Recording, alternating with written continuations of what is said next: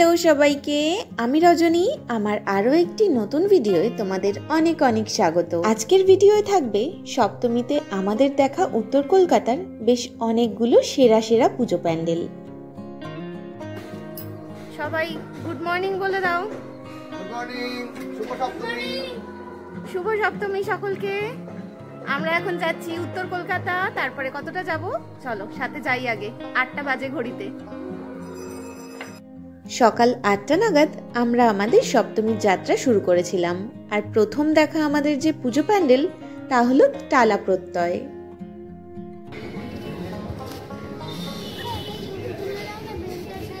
হ্যাঁ দিচ্ছি। আমার ছেলের আবদার মতো ওকে একটা ছবি তুলে দিয়েছি। চলো এবার প্যান্ডেলটা ঘুরে দেখি।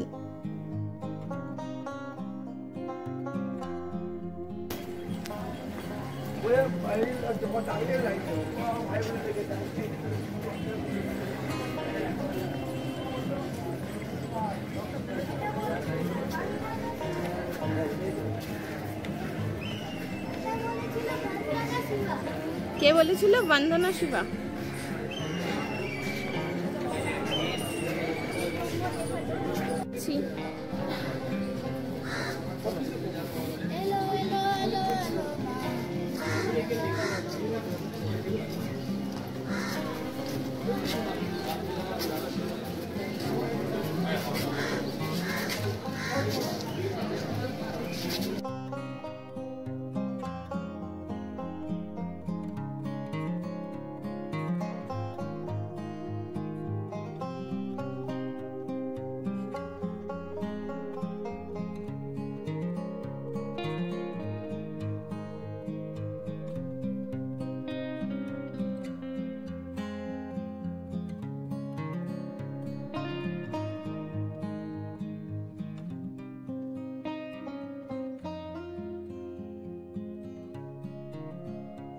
টালা প্রত্যয়ের এবছরের থিম ছিল খাদ্যশস্যকে ঘিরে, চাষবাসের সঙ্গে যেখানে মাও জড়িত। লাঙল হাতে মা দাঁড়িয়ে আছে তার 4 ছেলে মেয়ের সাথে। টালা প্রত্যয়ের পুজো দেখে আমরা চলে এসেছি বাগবাজার সার্বজনীনের পুজো দেখতে। প্রতি বছর আমরা যখন সপ্তমীতে কলকাতায় পুজো দেখতে বেরোই তখন আমাদের প্রথম দেখা ঠাকুর থাকে বাগবাজার সার্বজনীনের পুজোতে। বিগত বেশ কয়েক বছর ধরে এটাই করেছি আমরা। সর্বপ্রথম এসে হাজির হতাম বাগবাজারের পুজো মণ্ডপে, তবে এবছর তার জায়গায় চলে গিয়েছিলাম টালা প্রত্যয়ের পুজো দেখতে।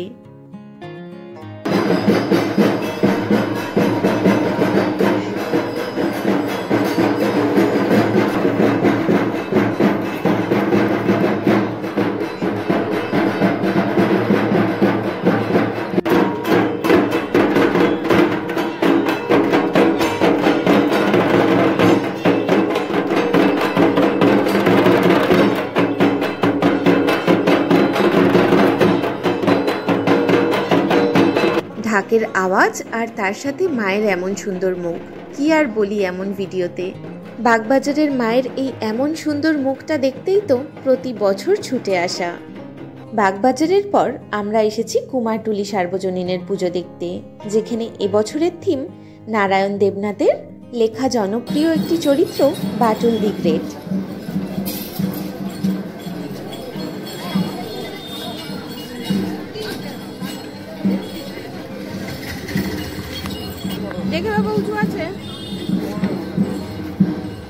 প্যান্ডেলের চারিদিক জুড়ে ফুটিয়ে তোলা হয়েছে বাটুল এবং তার কাণ্ড কারখানাকে। পড়ে গেছে, সাইকেল নিয়ে পড়ে গেছে।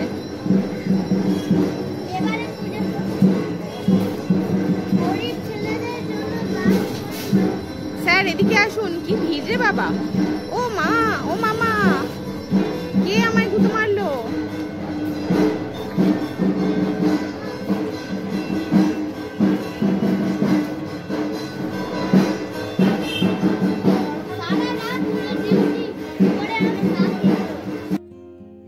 এই পুজো প্যান্ডেলটা দেখে আমার ছেলে তো ভীষণ মজা পেয়েছে। প্যান্ডেলের চারিধার জুড়ে যে কমিক্সের ছোট ছোট অংশগুলো লেখা রয়েছে তা পড়ছে আর খুব মনোযোগ সহকারে সব কটা ছবি দেখছে।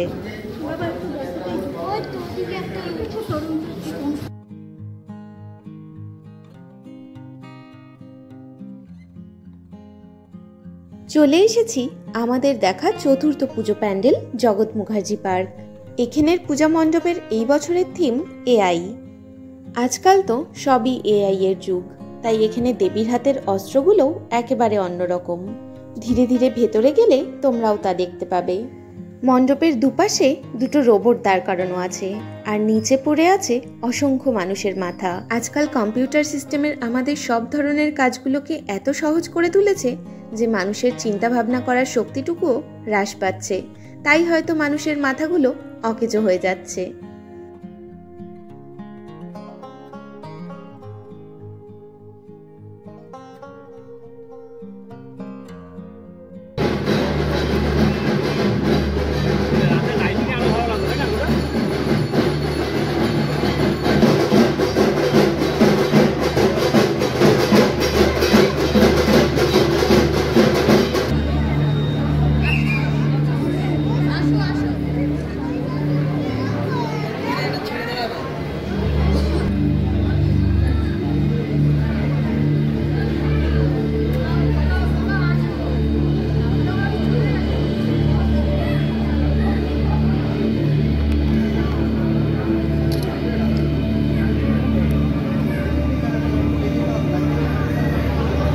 অসাধারণ সুন্দর একটা মাতৃ প্রতিমা দেখার পর আমরা চলে এসেছি কুমারটুলি পার্কে।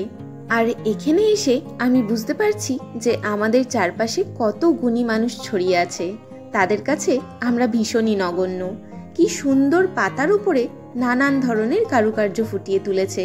এই পূজা মণ্ডপের চারিদিকে ডেকোরেশনের জন্য যা যা ব্যবহার করা হয়েছে তার বেশিরভাগটাই পাতা।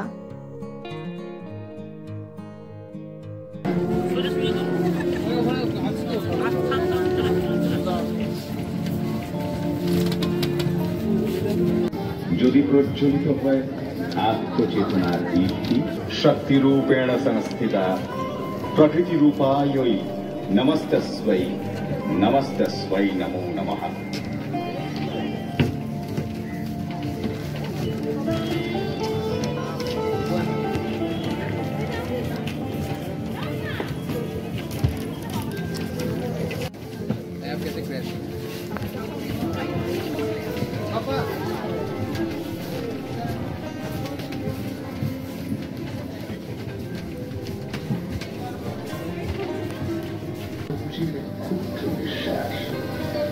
কিন্তু গভীরতায় দেখো, তার গায়ে লেখা থাকে সূর্যের ইতিহাস।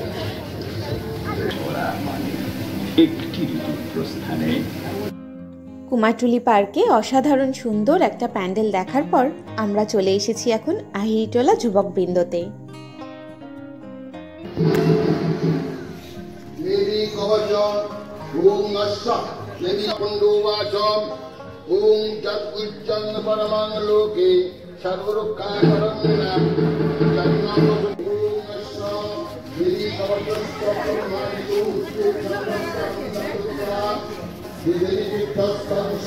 এটা রাতের বেলা আলোতে আরো বেশি ভালো লাগবে। ও ঠাকুরটাকে দেখ। এটা কি?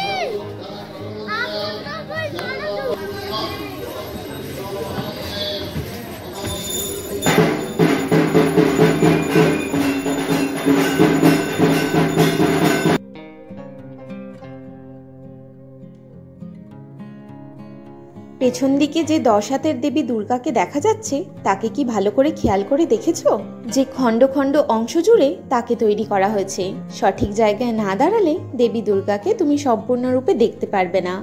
আর এখানে মায়ের মতো, আর সামনে মা যে এই দালানে বসে রয়েছে তার 4 ছেলে মেয়েকে নিয়ে, তাদের প্রত্যেকের মুখ এত সুন্দর যে বলে বোঝানো যাবে না। এখন আমরা এসেছি আহিরিটোলার পুজো মণ্ডপে। এইখানের মণ্ডপটা যে কি বানানো হয়েছে তা আমার মাথার উপর দিয়ে গেছে, তাই এই নিয়ে আর কোনো কথা আমি বললাম না। আমার সাথে সাথে তোমরাও দেখতে থাকো মণ্ডপটা।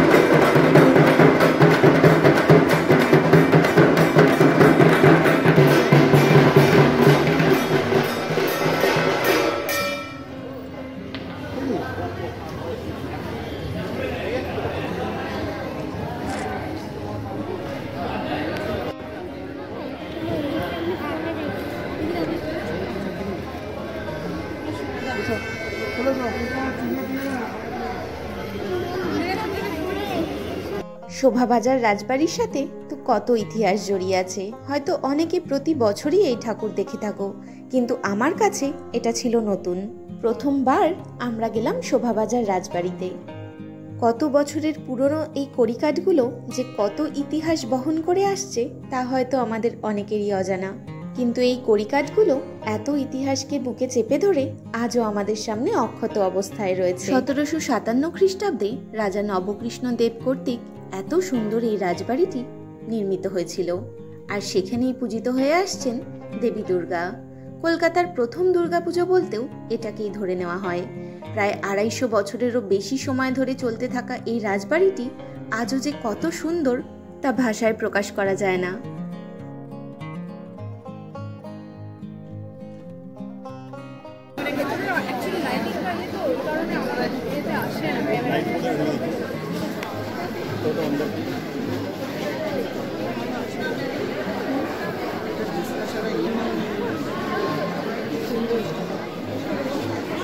এবার আমরা ঢুকে পড়েছি চোরবাগানের চ্যাটার্জি পরিবারের দুর্গোৎসবে।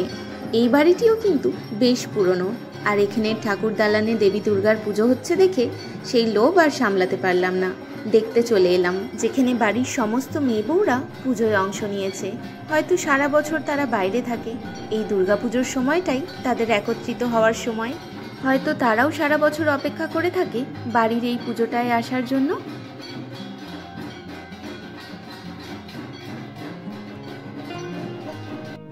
আমরা এখন এসেছি চোরবাগান সার্বজনীনের পুজো দেখতে। হেলমেটে সবার চুলগুলো একদম চিপকে গেছে। আচ্ছা চল, বাবা ছেলে আজকে দুজনেই ম্যাচিং ম্যাচিং।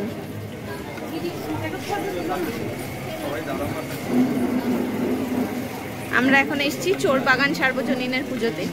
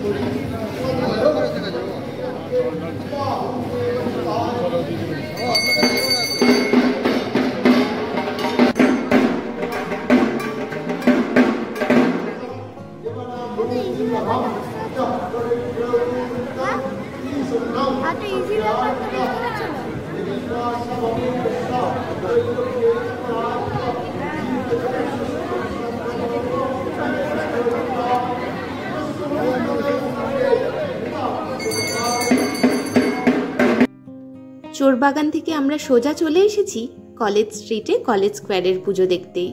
সময় তো আর বসে থাকে না, তাই সকাল গড়িয়ে কখন যে দুপুর হয়ে গেছে তা আমরা বুঝতে না পারলেও আমাদের পেট কিন্তু সে কথা বুঝতে পেরেছে। কলেজ স্ট্রিটে নামা মাত্রই টুকটাক খাবারে একটু পেটটা ভরিয়ে নিয়ে চলে এসেছি আবার ঠাকুর দেখতে। এবার আবার কলেজ স্ট্রিট থেকে সোজা চলে এসেছি কাশী বোস লেনের পুজো মণ্ডপে। গত 3 বছর ধরে আমাদের উত্তর কলকাতার পুজো পরিক্রমায় এই পুজোটাও নিজের নাম লিখিয়ে নিয়েছে। এবছর এখানের থিম ছিল লীলা মজুমদার।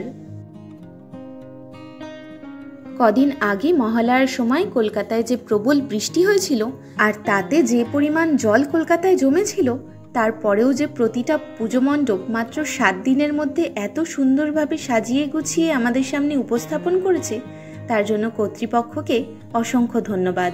এই পুজো মণ্ডপটার চারিদিক এত বেশি কালারফুল ছিল, আশপাশের বাড়িগুলোকেও মণ্ডপের থিমের সাথে এমন সুন্দর করে সাজিয়ে তোলা হয়েছিল যা দেখতে দেখতে ভেতরে ঢুকে ভিডিও করতে ভুলেই গেছি।